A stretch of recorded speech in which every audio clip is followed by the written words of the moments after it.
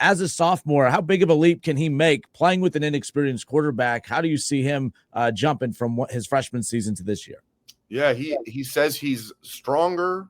He said he's added about 8 pounds, and he's faster. This kid just works his butt off, man. Like he's and like we're like, what are you most proud about? He's like that I can do like 25 bench reps of 225 pounds. He lifts like he's like an offensive lineman or something at the combine.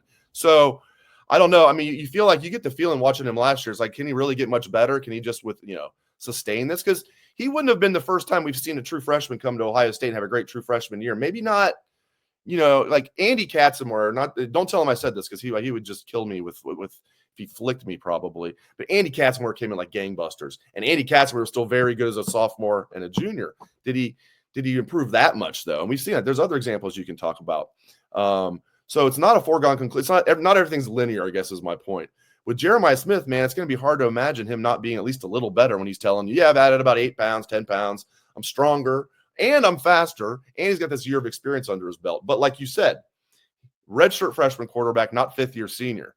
And I know Will Howard wasn't a 5-star and all that, but especially by the end of that season, Will Howard is playing some really, really good football. That Will Howard as a fifth-year senior was not Will Howard as a sophomore at Kansas State. So as we talked about, there's going to be ups and downs, and that could hurt Jeremiah a little bit. But Julian is an accurate passer, so I think he will improve on his stats from last year, but which is crazy to say if he stays healthy. It's another thing. They played in 16 games. They're not guaranteed to play in 16 games, obviously. He's not guaranteed to stay healthy, but if they do play in a lot of games, he stays healthy. I think he's going to barely top his numbers from last year, which were very, very impressive because they do want to run the ball. They like their offensive line.